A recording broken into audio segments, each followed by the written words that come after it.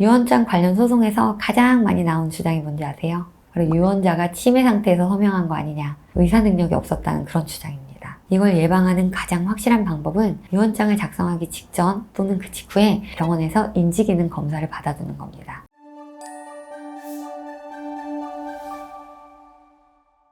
안녕하세요. 시니어 라이프와 노후 대비 유류분 상속 관련 법률 이슈를 함께 고민하는 낭만 로이어 서민 변호사입니다. 오늘 주제는 유언장에 꼭 써야 하는 내용입니다. 유언장 만들어야 한다는 건 알겠는데 막상 어디서부터 시작해야 할지 막막하신 분들이 정말 많거든요. 그래서 오늘은 가장 안전한 공정증서 유언장을 기반으로 이것만큼은 꼭 들어가야 한다는 핵심 내용들을 짚어드리려고 합니다. 법조문 얘기를 하기 전에 먼저 중요한 질문을 하나 드려볼게요. 여러분은 유언장의 목적이 뭐라고 생각하시나요?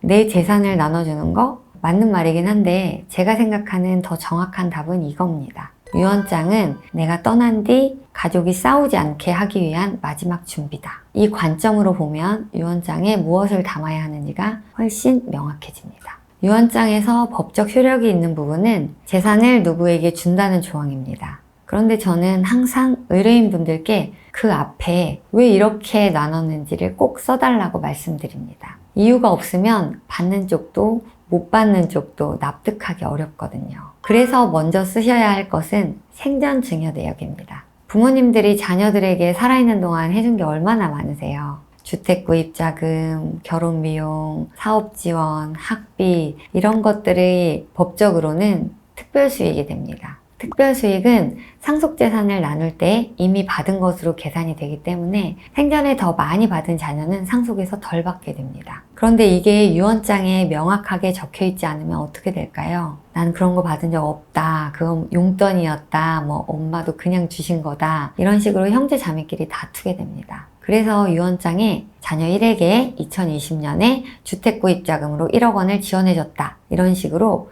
날짜, 금액, 목적까지 구체적으로 기재해 두는 게 분쟁 예방에 아주 큰 도움이 됩니다. 다음으로는 유언자의 재산 증식에 특별히 기여를 했다거나 병간호를 오래 하는 등 이런 부양을 한 자녀가 있다면 유언장에 이런 기여에 대해 써주시면 좋습니다. 이런 특별한 기여는 법적으로 기여분으로 인정받을 수 있고 이번 2026년 민법 개정으로 기여분이 인정되는 자녀에게 유증한 재산은 특별수익에서 제외시킬 수도 있습니다. 따라서 유언장에서 자녀 이는 수년간 나의 요양과 생활을 돌보았고 이에 대한 기여, 보상하는 의미로 얼마를 유증한다 라고 명시하시면 유언자의 의사가 분명해지고 나중에 다른 상속인들이 이의를 제기하는 게 훨씬 어려워집니다.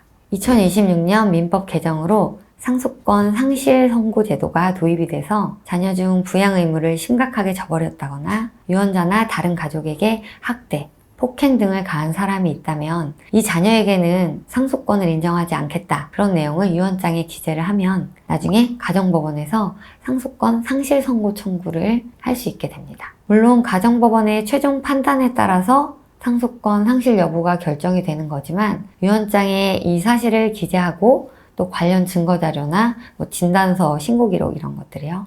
이것도 같이 첨부를 해두시면 나중에 법적 다툼에서 큰 힘이 될 수 있습니다.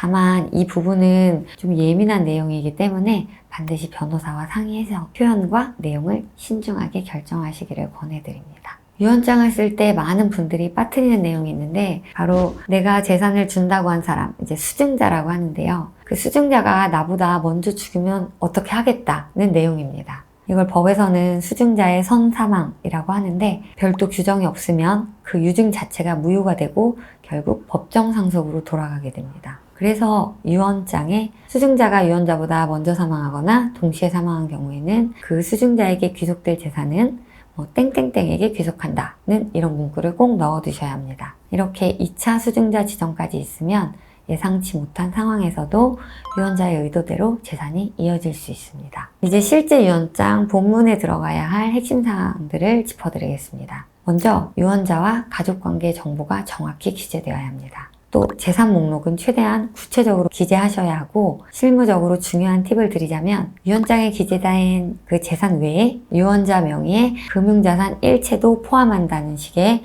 이런 포괄 조항을 넣어두시면 나중에 미처 기재하지 못한 자산이 튀어나왔을 때 그 그때도 이 유언이 적용될 수 있습니다. 법적으로는 누구에게 무엇을 준다는 조항만 있으면 유언장이 성립을 하지만 왜 이렇게 나눴는지 이유가 없으면 덜 받은 자녀 입장에서 억울함이 생길 수도 있거든요. 그래서 이런 유언자의 뜻을 더 잘 받아들이게 하기 위해서 그렇게 분배한 이유를 기재해 주시면 좋습니다. 그리고 유언자가 돌아가신 후 유언 내용을 실제로 이행하는 유언 집행자를 지정하셔야 합니다. 유언 집행자로 가족 중 한 명을 지정하는 경우가 많은데 이때 주의할 점이 있습니다. 유언 집행자 본인이 이해관계가 있는 상속인이면 나머지 상속인들의 신뢰를 얻기가 어려울 수 있기 때문에 가능하면 중립적인 제3자, 예를 들면 변호사나 신뢰할 수 있는 지인을 지정하는 게 원활한 집행에 도움이 됩니다. 그리고 1순위 유언 집행자가 역할을 수행할 수 없는 경우도 대비해서 2순위까지 반드시 써두시기 바랍니다. 마지막으로 이전 유언의 철회 조항까지 써두시면 완벽합니다. 제가 수행하고 있는 사건 중에 공정증서 유언을 통해서 그 은행 예금 채권을 유증받았어요.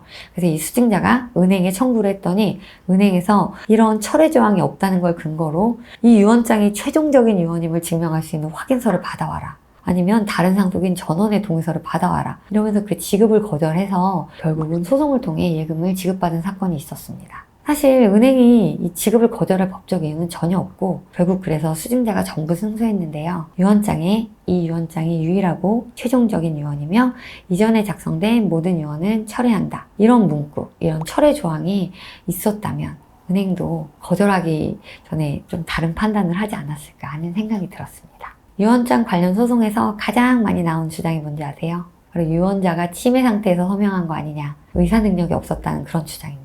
공정증서 유언이라도 유언 당시 유언자에게 완전한 의사 능력이 없었다면 무효가 될 수 있습니다. 이걸 예방하는 가장 확실한 방법은 유언장을 작성하기 직전 또는 그 직후에 병원에서 인지기능 검사를 받아두는 겁니다. MMS나 CDR 같은 표준화된 검사 결과지를 받아서 유언장 공증받을 때 첨부해 두시고 가능하다면 주치의 소견서도 같이 챙겨 두시면 좋습니다. 유언의 방식 중에서 가장 강력하고 분쟁 예방에 효과가 높은 그런 유언이 공정증서 유언인데요. 공정증서 유언에는 반드시 증인 2명이 필요하고 증인은 결격 사유가 있으면 안 되기 때문에 민법 1072조의 증인 결격 사유를 반드시 확인하시기 바랍니다. 증인 관련해서 하는 가장 흔한 실수가 뭔지 아세요? 바로 자녀들이 증인으로 들어오는 경우입니다. 자녀는 상속인이기 때문에 당연히 증인 결격입니다. 따라서 그 유언자분의 친구분이나 지인 또는 법무사, 변호사 사무실 직원 중 결격 사유가 없는 분으로 2명 이렇게 확보하시면 됩니다. 오늘 핵심을 정리해 드리겠습니다. 생전 증여 내역과 기여분을 명확히 기재해서 분쟁의 씨앗을 없애시면 좋을 것 같고요. 수증자보다 내가 오래 살 수도 있으니까 2차 수증자 반드시 지정해 두시기 바랍니다. 분배 기준과 이유를 직접 설명해서 이 부분 때문에 가족들의 분쟁이 없게끔 해주시고 유언 당시의 판단 능력을 입증할 인지기능 검사 결과지와